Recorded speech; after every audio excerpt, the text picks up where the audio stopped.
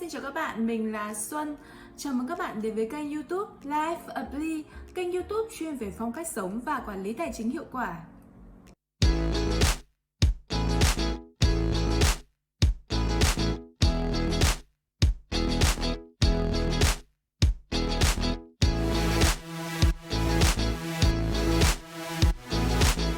Thực ra là mình đã định làm video này từ rất là lâu rồi, nhưng hôm nay mới đủ quyết tâm để hoàn thành nó, chia sẻ đến tất cả các bạn.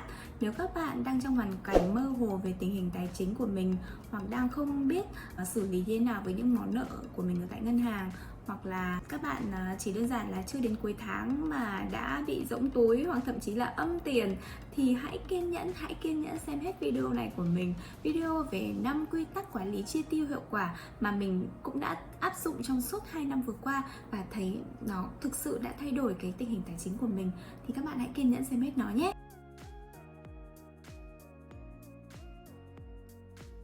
Quy tắc số 1. Theo dõi chi tiêu của bạn.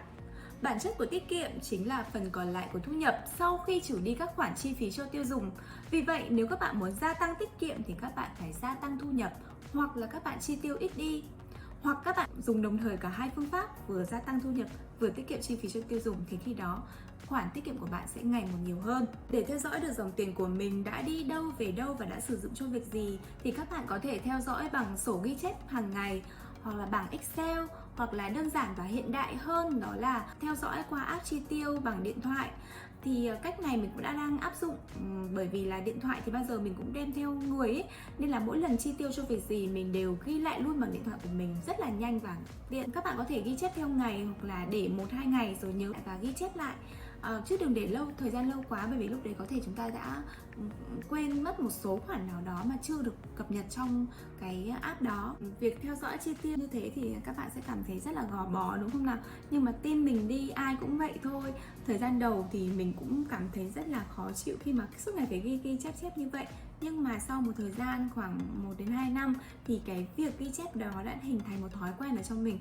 Và khi mà hàng ngày ấy, mình không ghi chép các chi tiêu của mình thì mình sẽ cảm thấy thiếu một cái gì đấy. Việc theo dõi này giúp bạn nắm bắt được tình hình tài chính của mình cũng như là điều chỉnh chúng khi cần. Ví dụ mà chưa đến cuối tháng các bạn xem lại cái báo cáo chi tiêu hàng tháng của bạn thì thấy khoản đi ăn hàng đang bị dôi lên quá nhiều, thì các bạn có thể điều chỉnh về là từ nay các bạn chỉ ăn cơm nhà, nấu ăn tại nhà thôi thì sẽ tiết kiệm được một khoản khá đấy. Quy tắc số 2, quy tắc 50, 20, 30. Bên cạnh các quy tắc 6 chiếc hũ hay là thủ thuật Kakebo của Nhật thì mình thấy cái quy tắc 50, 20 và 30 này rất là dễ nhớ và dễ áp dụng. Quy tắc 50, 20, 30, bạn sẽ phân chia thu nhập của mình thành 3 danh mục chính với tỷ lệ phần trăm tương ứng là 50, 20 và 30%. Từ đó lên được bản kế hoạch chi tiêu một cách khoa học, phù hợp với mục tiêu tiết kiệm của mình. Ở đây, bạn dành 50% thu nhập hàng tháng của mình cho những nhu cầu cần thiết trong cuộc sống. Chi phí thiết yếu là những khoản mà bạn chắc chắn phải bỏ ra dù bạn ở đâu, làm gì hay có kế hoạch gì trong tương lai, như tiền ăn, tiền nhà, tiền điện, tiền nước và các hóa đơn cố định hàng tháng khác. 20% thu nhập tiếp theo nên được dành cho các mục tiêu tài chính, chuẩn bị cho tương lai và chăm sóc bản thân mình. Trong phần tiền này, bạn hãy chia ra thành các khoản tiết kiệm cho tương lai, khoản dự phòng hay tiền trả nợ cho các khoản vay trước đó. Còn lại 30% thu nhập sẽ dùng cho các khoản chi tiêu như đi mua sắm, du lịch hay giải trí. Đây chính là các khoản bạn dành để thưởng cho bản thân mình sau những giờ lao động vất vả. Thiết lập những thói quen tốt sẽ giúp các bạn có một cuộc sống hạnh phúc. Bạn không cần phải có một nguồn thu nhập cao mới có thể áp dụng phương pháp này. Ai cũng có thể áp dụng chúng tương ứng với mức lương của họ nhận được. Tuy nhiên cũng cần lưu ý rằng quy tắc 50, 20, 30 này không thể áp dụng một cách hoàn hảo cho mọi người trong mọi trường hợp, mà chúng chỉ là hướng dẫn để bạn có thể áp dụng một cách linh hoạt cho quỹ ngân sách của mình. Bạn có thể linh hoạt thay đổi tỷ lệ phần trăm dựa vào những ưu tiên tài chính của bản thân mình.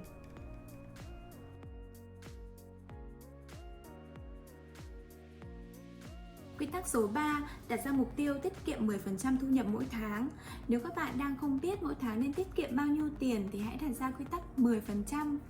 Do đó, nếu mỗi tháng các bạn đề ra được 10% để tiết kiệm thì cho dù số tiền kiếm được của các bạn là bao nhiêu thì các bạn sẽ luôn tự tin rằng mình đã có một khoản dành dụm để dự phòng. Trong cuốn sách The Richest Man in Babylon của nhà văn George Clason có đề cập đến cách tích lũy 1/10, tức là mỗi ngày các bạn kiếm được 10 quả trứng thì bỏ vào trong giỏ cả 10 quả nhưng chỉ được lấy ra 9 quả để sử dụng thôi, thì chẳng mấy chốc chiếc giỏ sẽ đầy ắp trứng do số trứng bỏ vào nhiều hơn số trứng các bạn lấy ra. Và áp dụng vào tình hình thực tế, nếu các bạn mỗi tháng kiếm được 10 triệu thì hãy chỉ chi tiêu 9 triệu thôi và tích lũy 1 triệu để tiết kiệm. Chẳng mấy chốc mà các bạn sẽ tiết kiệm được một khoản kha khá cho riêng mình. Con số này chỉ là ước lượng thôi, nên nếu mà các bạn không đạt được mục tiêu đó thì đừng nên nản chí, mà thậm chí là nếu các bạn tiết kiệm được nhiều hơn thì các bạn có thể điều chỉnh con số 10% thành 20% hoặc thậm chí 30%. Và nếu đã quyết tâm rồi nhưng mà đến cuối tháng các bạn lại cảm thấy khó khăn quá và bị tiêu với khoảng 1 triệu dành dụm ấy, thì mình khuyên các bạn nên sử dụng sản phẩm tiết kiệm tích lũy của ngân hàng với kỳ hạn từ 3 tháng, 6 tháng, thậm chí là 12 tháng, rất linh hoạt cho các bạn có thể sử dụng. Với cái sản phẩm này thì ngân hàng sẽ trích tự động hàng tháng và mỗi ngày nhận lương của các bạn từ 10 đến 20% thu nhập vào tài khoản tiết kiệm tích lũy, và đến ngày đáo hạn thì các bạn chỉ việc lấy tiền ra thôi.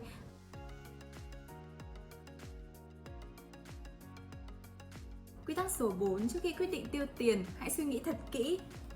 Cái quy tắc này mặc dù nói ở trên đây thôi nhưng mà trong cuộc sống hàng ngày mình đôi lúc cũng đã phạm phải sai lầm rồi, nên mình mong các bạn khi mà biết được quy tắc này thì các bạn đừng phạm phải sai lầm giống mình nhé. Thực tế là chúng ta hay bị nhầm lẫn giữa những chi tiêu cần thiết trong cuộc sống và những chi tiêu theo sở thích cá nhân của mình. Mà sở thích của con người thì là vô hạn, nên là chúng ta không bao giờ có thể đáp ứng được hết các ham muốn của bản thân mình. Vậy nên trước khi mà quyết định chi tiêu vào bất cứ việc gì thì các bạn nên suy nghĩ thật kỹ xem nó có cần thiết đối với cuộc sống của mình hay không. Chúng ta phải làm gì để đưa ra được cái quyết định đúng đắn? Đáp án của mình là hãy chờ đợi. Chờ đợi và chờ đợi. Các bạn lưu ý nhé, để chống lại các cám dỗ của cái việc mua sắm này, các bạn cần ít nhất 24 giờ để quyết định. Còn với những cái món đồ có giá trị cao hơn, hấp dẫn hơn thì phải cần ít nhất là 3 ngày. Ví dụ các bạn muốn mua một cái váy mới thì các bạn nên để ra 24 giờ để quyết định xem ngày hôm sau các bạn còn muốn mua nữa không.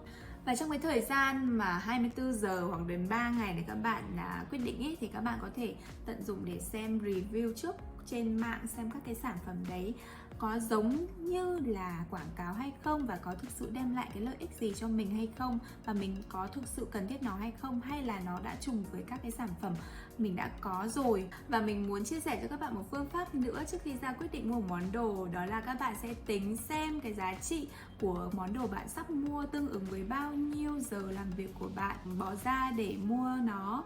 Ví dụ như là bạn mua một cái váy trị giá 1 triệu đồng mà mỗi ngày các bạn chỉ làm được 300.000 thôi, thì nó sẽ tương ứng với 3 ngày làm việc của bạn. Thì bạn xem nó có xứng đáng để các bạn bỏ ra khoảng 3 ngày làm việc để sở hữu chiếc váy đó không, hay là sở hữu một chiếc váy rẻ hơn tương ứng khoảng 300 hoặc 400.000 thôi. Thì mình nghĩ đó cũng là một cách hay để các bạn đưa ra quyết định trước khi mua sắm gì đó. Lời khuyên của quy tắc này đó là đừng mua những thứ mình muốn, hãy mua những thứ mình cần. Và mình nghĩ là cái câu này ai cũng nên ghi nhớ để có thể ra những cái quyết định mua sắm thông minh cho bản thân cũng như là tiết kiệm cho gia đình.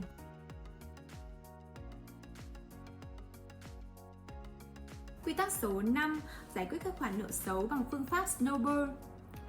Trước tiên chúng ta cần phân biệt khoản nợ xấu và khoản nợ tốt khác nhau như thế nào. Trong cuốn sách Cha giàu cha nghèo có đề cập đến vấn đề này, có nói rằng khoản nợ tốt là khoản nợ mà có người khác trả nợ thay cho chúng ta, còn những khoản nợ xấu là những khoản nợ chúng ta phải dùng chính mồ hôi công sức của mình để thanh toán. Ví dụ như khi các bạn vay ngân hàng để mua một ngôi nhà thì cái người thuê nhà cho bạn ấy thì sẽ chính là cái người trả nợ thay cho bạn, thì gọi là món nợ tốt. Còn trong trường hợp các bạn sử dụng ngôi nhà để ở và phải làm lụng các thứ để có tiền trả nợ ngân hàng thì đó là các khoản nợ xấu. Nếu các bạn chỉ chăm đi giải quyết các món nợ mà không biết cách khai thác sức mạnh từ các món nợ tốt thì sẽ không giúp ích gì cho những người muốn làm giàu cả.